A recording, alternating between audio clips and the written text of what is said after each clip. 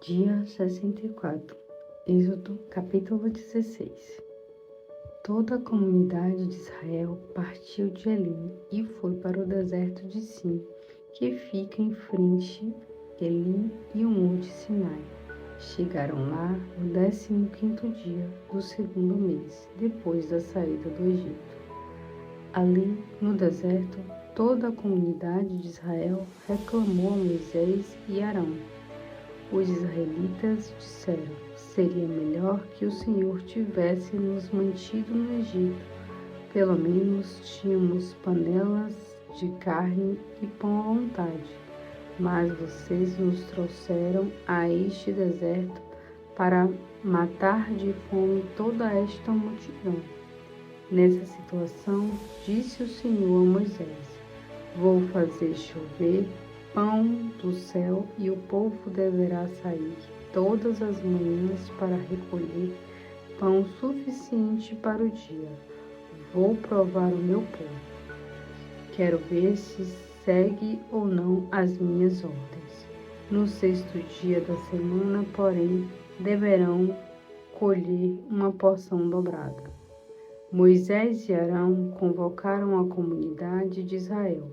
Disseram a todos os israelitas: ao entardecer, vocês vão saber que foi o Senhor que tirou vocês do Egito. E amanhã cedo vocês verão outra demonstração da glória do Senhor, porque Ele ouviu a queixa de vocês. Suas queixas não são contra nós, pois quem somos nós para que vocês reclamem a nós? Disse ainda Moisés: o Senhor dará carne a vocês para comerem ao entardecer e pão à vontade pela manhã, porque Ele ouviu as suas queixas contra Ele. Pois quem somos nós?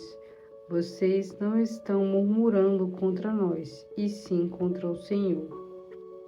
Moisés disse a Arão: diga a toda a comunidade de Israel para que se apresente diante do Senhor, pois o Senhor ouviu as queixas feitas contra ele.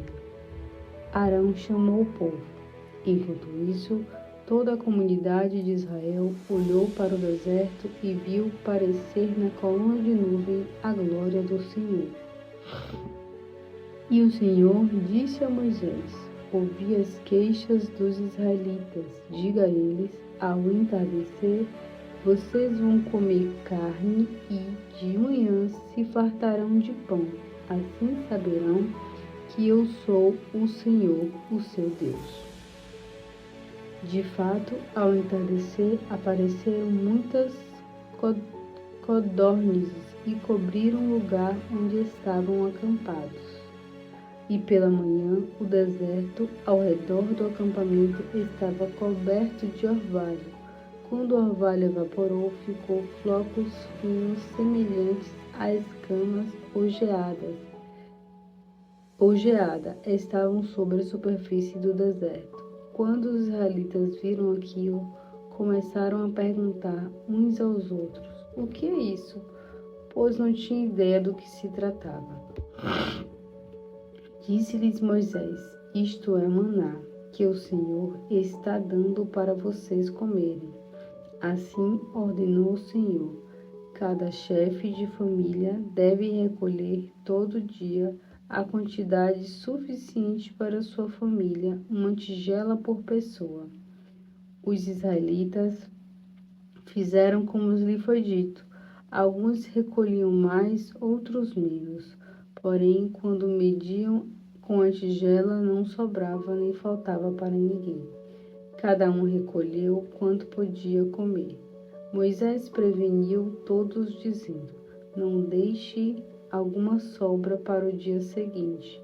Todavia, alguns deles não deram ouvidos a Moisés e guardaram um pouco de maná para o dia seguinte. Mas esse criou bichos e começou a cheirar mal. Por isso Moisés ficou irado com eles. Assim se acostumaram a recolher diariamente maná em quantidade suficiente para cada dia. Eles tinham de fazer isso cedo, porque quando o sol subia, derretia o maná. No sexto dia da semana, recolhia pão em dobro, 2 tigelas para cada um. E os líderes da comunidade foram contar isso a Moisés, que lhe explicou. Mas isso foi o que o Senhor mandou. Amanhã será o dia de descanso, o santo sábado do Senhor. Assim preparem, assim e cozinhem o que quiserem, bolo de maná assado no forno ou maná cozido na água. O que sobrar podem guardar para a manhã seguinte. E eles guardaram até a manhã seguinte, como Moisés tinha mandado. E não criou bicho nem cheirou mal. Moisés disse: podem comer o pão do céu recolhido ontem, pois hoje é sábado, o dia de descanso separado para o Senhor. Hoje vocês não vão encontrar maná no terreno do acampamento. Durante 6 dias vocês podem recolhê-lo, mas no sétimo não. O sétimo é o sábado, dia de descanso. Apesar disso, alguns teimaram em recolher maná no sétimo dia, mas não encontraram nada. Então o Senhor disse a Moisés: até quando vocês se recusarão a obedecer aos meus mandamentos e às minhas leis? Eu separei o sétimo dia para descanso do meu povo. Por isso dou maná para 2 dias no sexto dia da semana. Então o povo aprendeu a descansar no sétimo dia. Foi o povo de Israel que deu o pão do céu o nome de maná. O maná era branco, semelhante à semente de coentro, e tinha gosto de bolo de mel. Moisés disse: o Senhor mandou separar uma tigela cheia de manhã.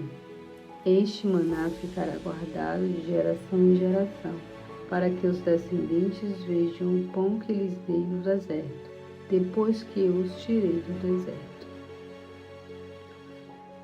Pegue um vaso, disse a Moisés e Arão, e despeje nele uma tigela de maná. Depois coloque o vaso diante do Senhor. Assim ficará guardado para os nossos descendentes de geração em geração. Arão obedeceu. Ele colocou o vaso cheio de maná diante do Senhor, junto às tábuas da aliança, para que ficasse guardado ali. Os israelitas comeram maná durante 40 anos, até entrarem em terras habitáveis. Eles comeram maná até chegarem às fronteiras de Canaã. A tigela, Homer, era a 10ª parte do efá.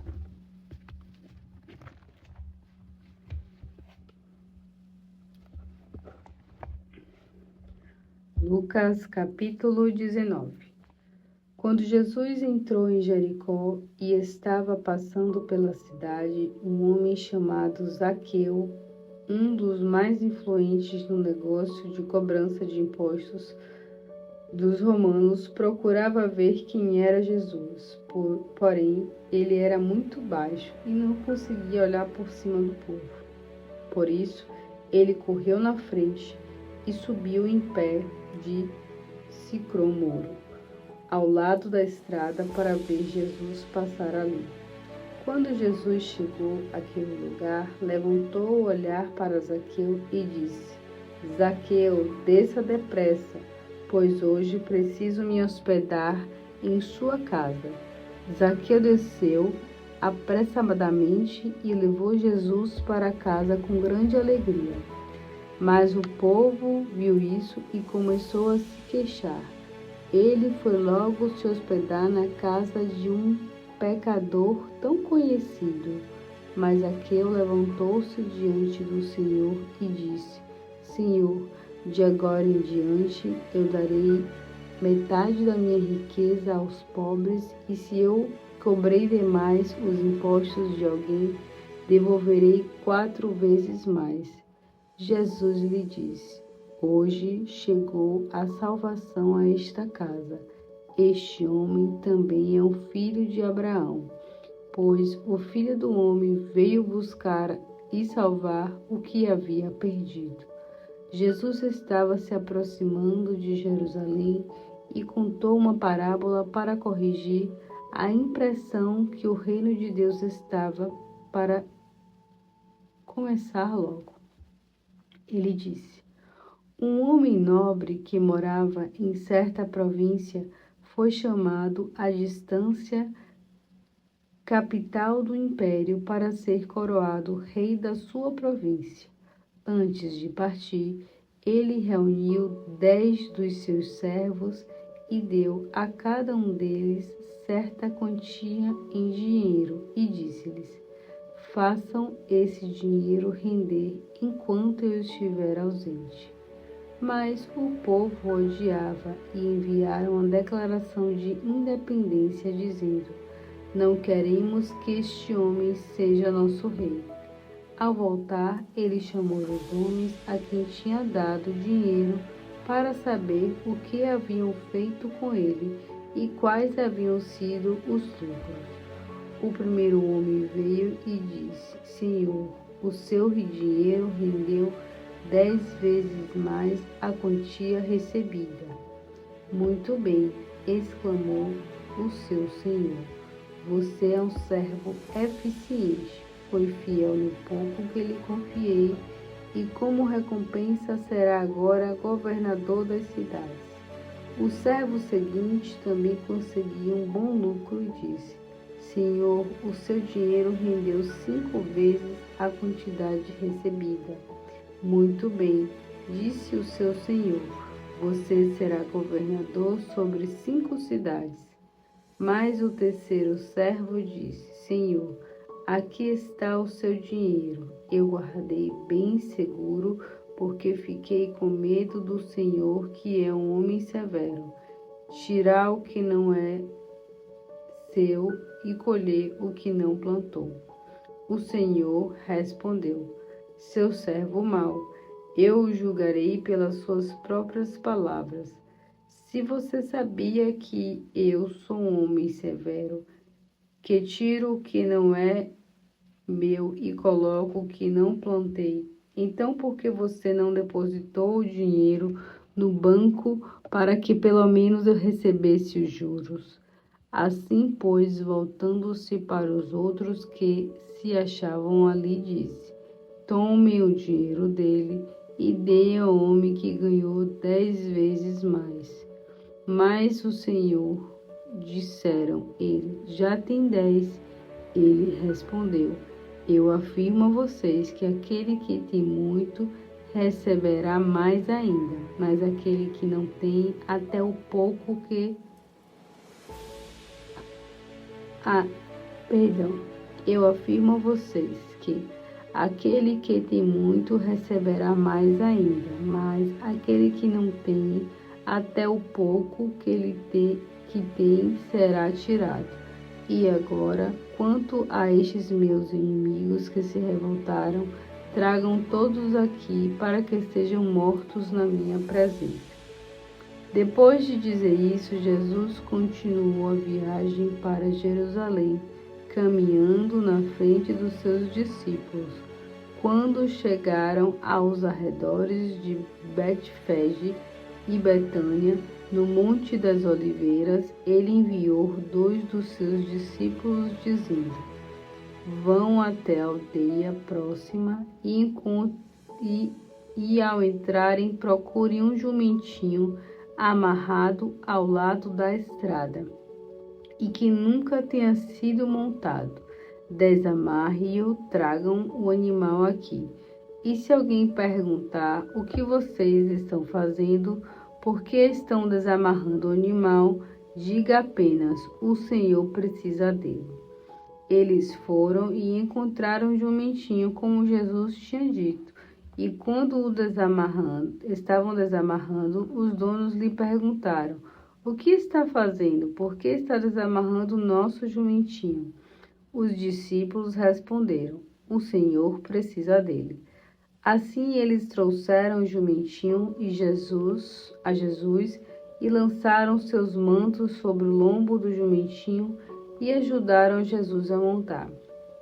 Então o povo espalhou seus mantos pela estrada diante dele, e quando começaram a descer do Monte das Oliveiras, a multidão gritava e cantava enquanto caminhava, louvando a Deus alegremente por todos os maravilhosos milagres que tinham visto. Eles exclamaram: Bendito é aquele que vem em nome do Senhor. Que o céu inteiro se alegre. Glória a Deus nos mais altos céus. Mas alguns dos fariseus que estavam no meio da multidão disseram a Jesus: Mestre, chame a atenção dos seus seguidores para que não digam estas coisas. Ele respondeu: Eu afirmo a vocês que se eles ficarem calados, as pedras gritarão. Mas quando chegaram mais perto de Jerusalém, ele viu a cidade lá adiante e começou a chorar sobre ela e disse: Se hoje você compreendesse que a paz eterna esteve ao seu alcance, ó Jerusalém, mas essas coisas agora estão ocultas aos seus olhos. Virão dias em que seus inimigos amontoarão terra contra os seus muros e a cerca e serão fileiras contra você. Arrasarão tudo e esmagarão seus filhos dentro de você, Jerusalém, e não deixarão pedra sobre pedra, porque você não aceitou a oportunidade que Deus lhe ofereceu. Então, ele entrou no templo e começou a expulsar os negociantes das suas barracas, dizendo: As Escrituras declaram: A minha casa será a casa de oração, mas vocês a transformaram em um covil de ladrões. Depois disso, ele ensinava todos os dias no templo, mas os sacerdotes principais, os mestres da lei e os homens importantes do povo procuraram um jeito de se livrar dele. Porém, não podiam imaginar nenhum,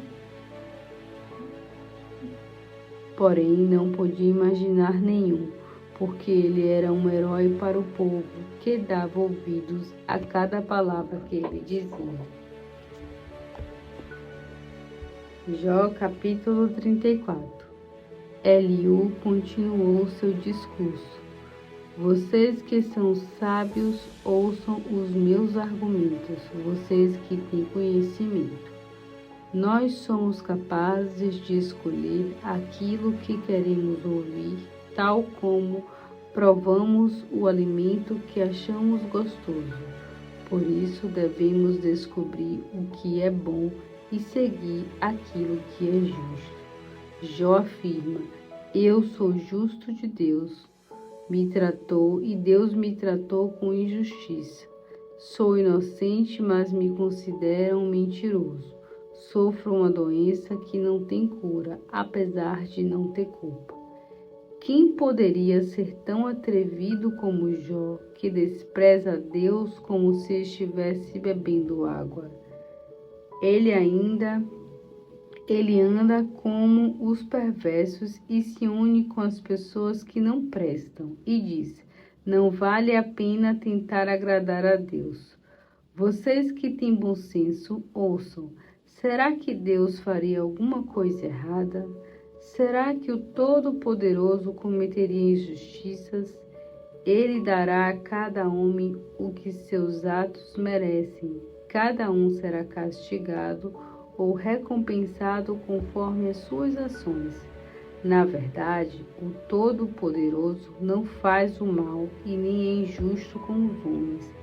Além disso, quem entregou o poder para ele? Ele sozinho domina a terra e governa o universo. Que seria de nós se Deus retirasse o seu espírito e o seu sopro? Toda a humanidade morreria num instante e o homem voltaria novamente ao pó. Portanto, se você é sábio, ouça bem o que vou lhe dizer. Como Deus poderia governar o universo se ele odiasse a justiça? Então por que você acusa aquele que é justo e poderoso? Aqui na terra, não é ele que diz o rei aos reis: vocês não prestam, e aos príncipes: vocês são desonestos. Ele não mostra parcialidade para com as pessoas que estão no poder, nem favorece os ricos em detrimento dos pobres, visto que todos foram criados por ele. O homem morre de repente em plena noite, sem poder resistir às forças da morte. Os poderosos são retirados sem a ajuda de mãos humanas, pois Deus observa de perto todas as ações do homem. Ele vê todos os seus passos. Não existe lugar, por mais sombrio que seja, onde os que fazem o mal possam se esconder de Deus. Deus não precisaria observar a vida do homem por muito tempo para levá-lo ao julgamento.